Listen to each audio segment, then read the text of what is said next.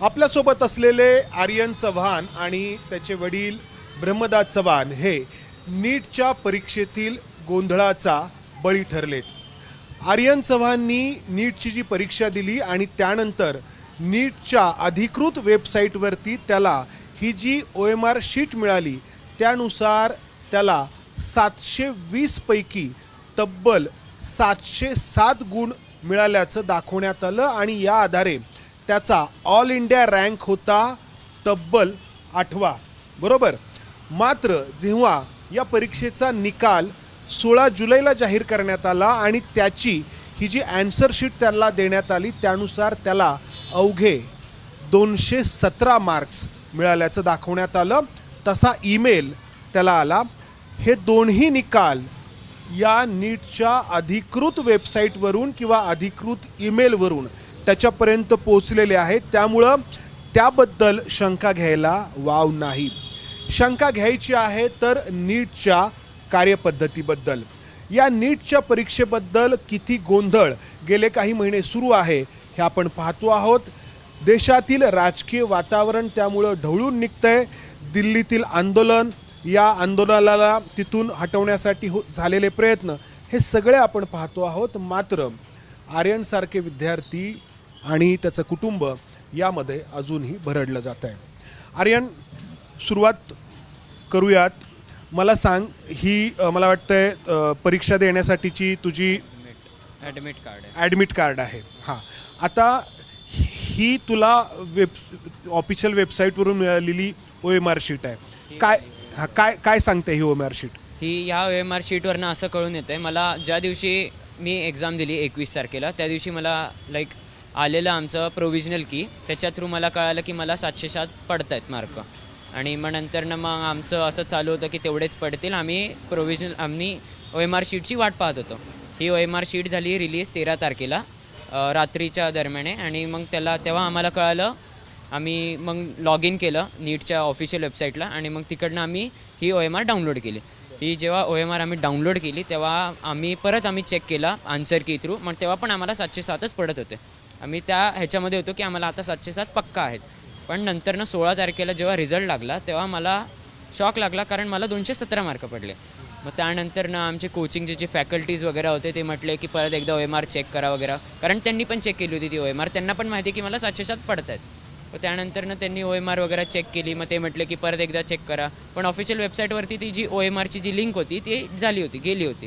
तर आम्हाला ती हटवली होती. आधी तू डाउनलोड केली म्हणून तुला पुरावा म्हणून तो ठेवता आला. हो, बरोबर आहे. अन्यथा त्यांनी ती पुन्हा काढून टाकली. मला ते वेबसाईटवरती दिसलीच नाही. ती बुलेटिनमध्ये मला ती लिंक दिसलीच नाही OMRची.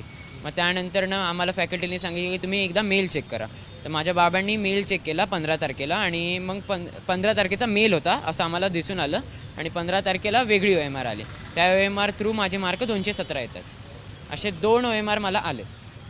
यानंतर तुम्ही ईमेल केला NTA ला? हां, आम्ही त्यांना ईमेल त्याच वेळेला करायला सकाळी केला आम्ही ईमेल. त्याच्यामध्ये दोन्ही बी OMR शीट लावली. त्याच्यासोबत आमचं रिझल्ट पण त्याच्यामध्ये अटॅच केला. आणि त्याच्यानंतर आत्तापर्यंत त्यांचं काय रिप्लाय येत नव्हता. तर काय करायचं, कारण की मुलांचं भविष्याचं हे आहे. आम्ही आज एवढं कष्ट करून त्यांना शिकवलं आहे आणि ह्या पद्धतीत आल्यानंतर बी जर काही होत नसेल तर काय करायला पाहिजे. या पद्धतीनं आम्ही म्हटलं काहीतरी करून दाखवायला पाहिजे, हे सगळ्यासमोर आलं पाहिजे, म्हणून आम्ही मग इकडे येण्याचं हे केलं. म्हणजे जी पहिली तुला OMR शीट मिळाली, जी तू डाउनलोड केली, त्या आधारे 707 तुला मार्क मिळत होते आणि ऑल इंडिया रँक तुझा 8वा येत होता आणि टॉप 10 मध्ये होता. आणि ही जी 16 तारखेला आली त्यानुसार तुझा क्रमांक 9 लाखापर्यंत गेला. 9,75,000च्याही मागं गेलाय. म्हणजे देशातल्या 8व्या क्रमांकावरून आर्यन हा 9,75,000च्याही मागं गेलाय. आणि त्यामुळे अर्थातच जे डॉक्टर होण्याचं स्वप्न आहे तर त्या स्वप्नाचं काय गेलं जातं ते काय त्यांना काही म्हणू पण नाही शकत. कारण मी जी मेहनत केली आहे, मी जे OMR भरलं आहे, मी जे माझं दिलं आहे, जे खरं होतं ते त्यानुसार माझा रिझल्टच आला नाही आहे. तर काही बोलू पण शकत नाही त्याबद्दल. कौतुकी सुरू झालं होतं म्हणजे? नाही सर, माझे रिलेटिव्ह, माझे मित्र सर्कल, आमचे मॅक्झिमम आणि कोचिंगवाल्यांनी डायरेक्टली येणं ते म्हणजे रिझल्ट म्हणजे आपला 21 मे नंतर 3-4 दिवसापासून जसं ॲन्सर शीट आली होती म्हणजे NDAची त्यांची प्रोव्हिजनल ॲन्सर की आली होती, तेव्हापासून समजलं होतं की 707 मार्क्स पडतच आहे. त्या हिशोबाने वेबसाईट, इंस्टाग्राम इकडे तिकडे सर्व माझ्या मुलांचं फोटो हे ते सर्व लावण्यात आलं.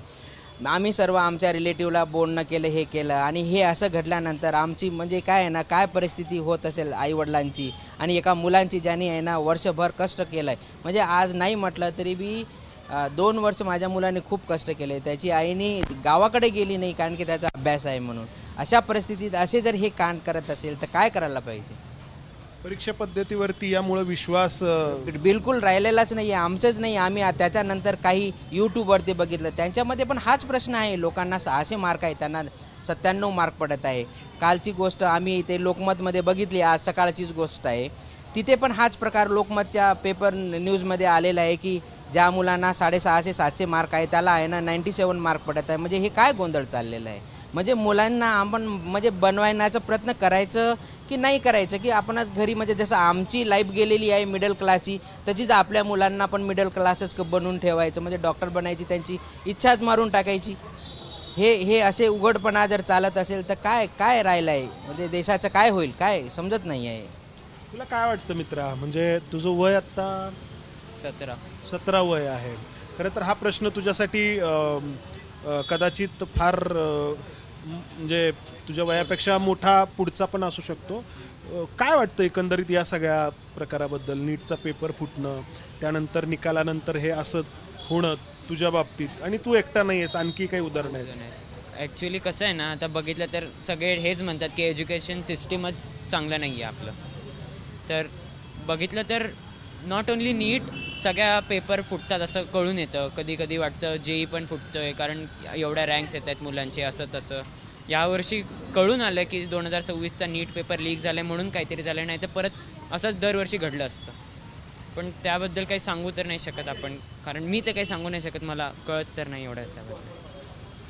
तर ही परिस्थिती आहे, खरं तर अवस्था आहे देशातल्या तरुणाईची, ज्याला आपण जेन झी म्हणतो, ती या अशा परिस्थितीमध्ये आहे की कष्ट करून जर आपण परीक्षा दिली तर आपल्याला त्या परीक्षेमध्ये योग्य असा न्याय मिळेल का, ही शंका या मुलांच्या मनात निर्माण होते आहे. आणि ही शंका पुढे जाऊन या मुलांवरती कोणता परिणाम करेल? कॅमेरामन विजय राऊत, समंदार गोंजारी, ABP माझा, पुणे. ABP माझा, उघडा डोळे बघा नीट.